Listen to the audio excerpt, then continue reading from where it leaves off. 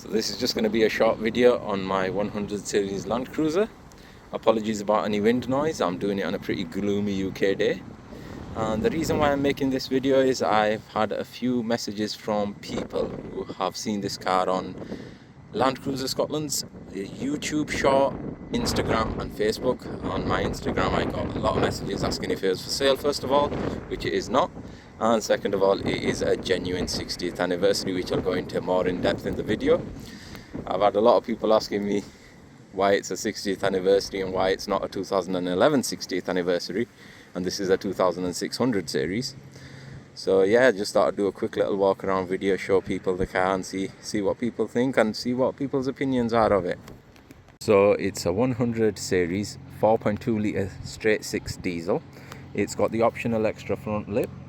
It's got the fog lights. It's had its active height control is what it's called, which is the height control that you can manually make the car go higher and lower.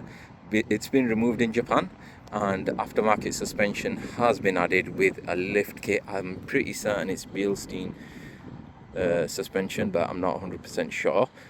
Being quite old now, getting under the car is quite challenging. It's also got these aftermarket wheels wrapped in BF Goodrich tyres, off-road tyres, which surprisingly don't have as much road noise as I expected. It did have a rear lip at some point, but it looks like in Japan the previous owner had the lip removed to get the exhaust fitted, which is a pretty nice looking exhaust. The exhaust itself is a GD, and a bit of googling tells you that is a Ganador exhaust. So Ganador Vertex made that exhaust. Usually you find that on the 4.7, I believe, they're 4.7 V8s, the petrols. Very rarely do you see this exhaust on a diesel, but the previous owner wanted to get it on a diesel, and there's the point of controversy. A lot of people seen that badge and said the car's been rebadged as a 60th anniversary when the 60th anniversary was in 2011. As many people will know, this is a 2006 vehicle, so I'll go into that in a little while. Overall condition of the car was very clean. I've not modified it in any way, shape or form. The only thing I've done is driven it. So I'm very happy with the wheels, I'm very happy with the ride height. It's obviously no longer adjustable, so it's just set at this ride height. For most Japanese cars, the thing that people notice is the mirror on the actual wing, which is extremely useful once you start driving, because it gives you a view of this tyre and also a view of the front of the car when you're parking. Also, another factor is when you get a car from Japan, you are provided with an auction sheet and all the paperwork, which gives you details on what the car is and anything particulars, which I'll go into in a moment. But the main thing on these cars is rust. UK Land Cruisers, as most people will be aware, on these salty roads, they rust very quick, and it can be pretty destructive on the chassis. This has a very clean chassis and it's been treated in Japan, so I've not had it under seal. The treatment was done in Japan and it was done to a very high standard, and it even says that on the actual auction sheet. A few times I might pause the video because I am not a person that usually makes videos, so it is very nerve-wracking for me to do this. So as soon as a car pulls up, I usually pause the video and stop it and then continue once the car's driven away, because I find it a little embarrassing. But I'm going to try and get on the floor now and then show you a bit of the underside to see what you guys think. So the underside, that's what it looks like. And the very most common thing to rust are these brackets for the side steps. In the UK these pretty much disintegrate. And there's your chassis rail all the way to the back, and it's all nice and smooth, not caked in under seal but actually treated properly. You also have the spoiler at the back, which I think sets off the car nicely. And the main thing, that badge, 60th anniversary.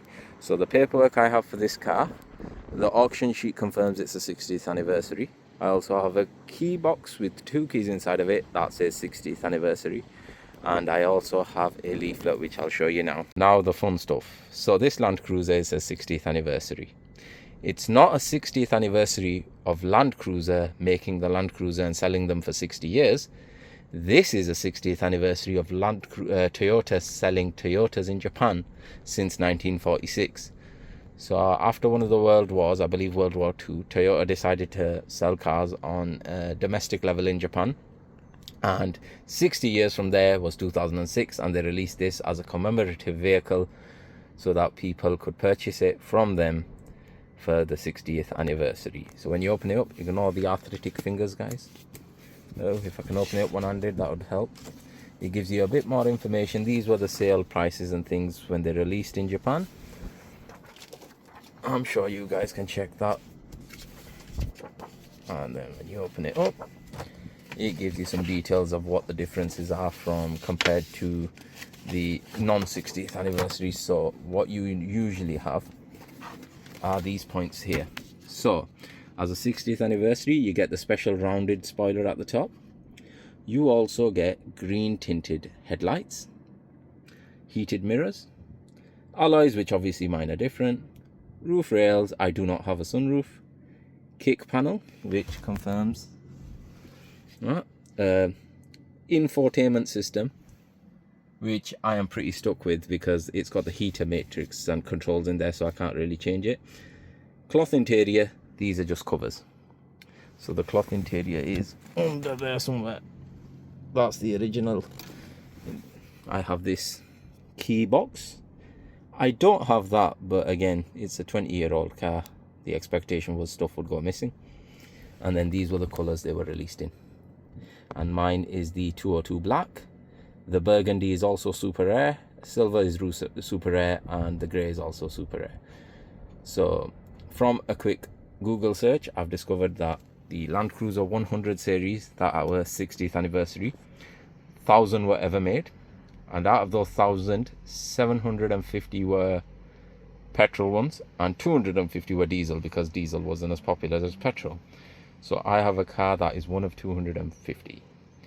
I think it's the only one in the UK, hence why I asked my friend Land Cruiser Scotland to make a little video on it to see if there's anybody else out there with one, and nobody actually said they had one, so I'm assuming this is the only one. I've not seen one for sale or seen one on any forums, so if there are any out there, please let me know.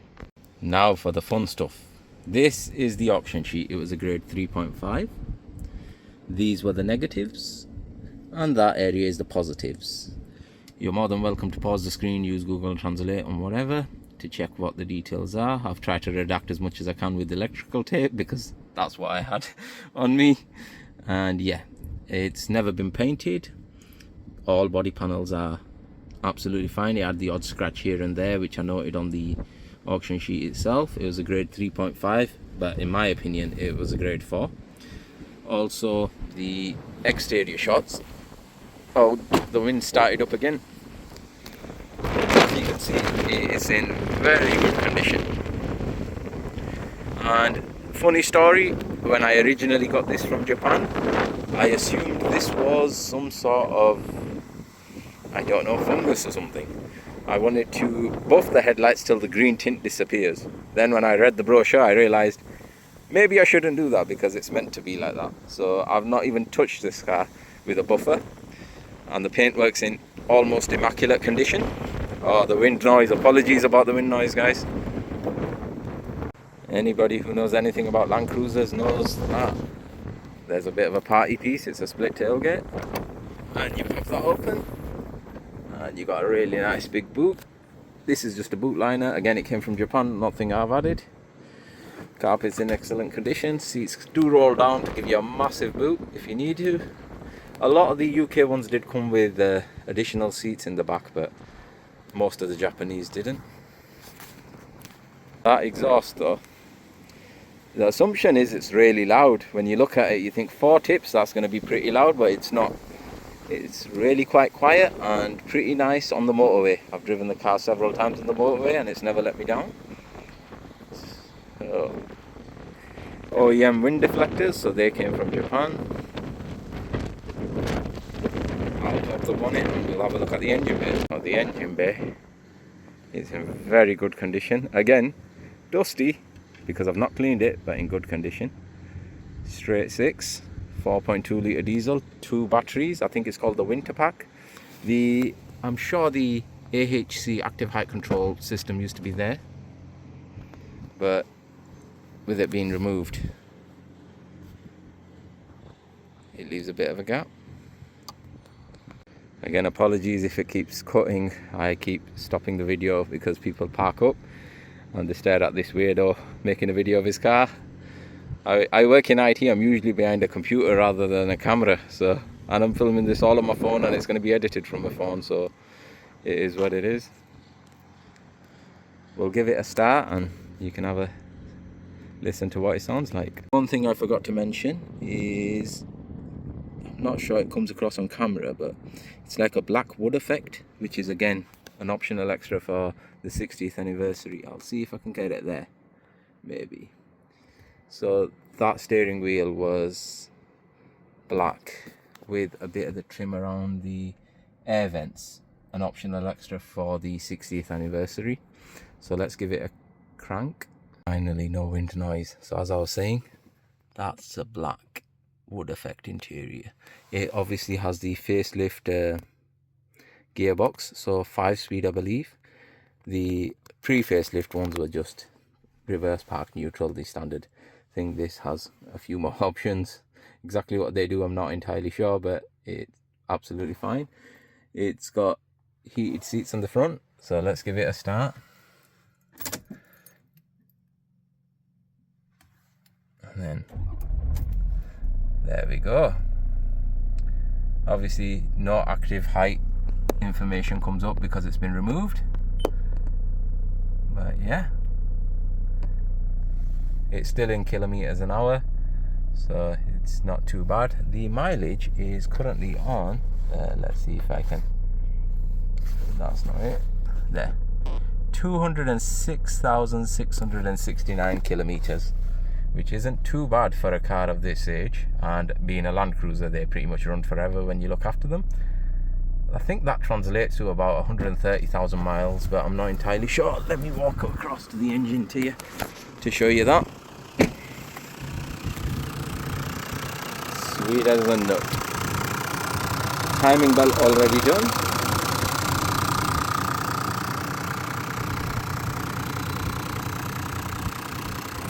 I'll see if I can get an exhaust note. Not loud at all.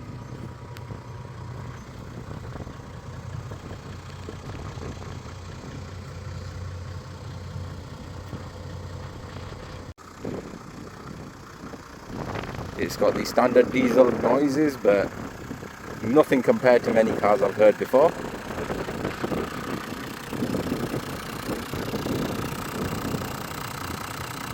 So yeah, as a final note, it's definitely a 60th anniversary, and it's definitely one of the cleanest Land Cruisers I've ever owned. So any questions, drop me a message. The car's not for sale. If it was for sale, I'm not even sure how much I'd ask for it, because let's give you an example of pre-facelift with the 4-speed gearbox from Japan, clean interior, clean exterior, clean underside, would set you back from 20 to 25,000 pound landed to your door here. A facelift like this, let's ignore the fact that it's a 60th anniversary, you're looking at 25 to 30,000 pounds because the price has gone up. I'm not entirely sure why. Maybe 5-6 years ago you could get it cheaper, but right now that's what they're selling for. This being a 60th anniversary, one of 250 ever made. Not seen any more come up for auction since I've bought this one, which was late last year. I think it was about December time when I bought it, or November time. So yeah, I would say easily over 30k, but again, not planning on selling it anytime soon. And yeah, I hope this video is a bit informative for someone maybe looking at a Land Cruiser. And if you do have one that's the 60th anniversary that's out there, please let me know. I'd love to maybe meet up and we can take some pictures together.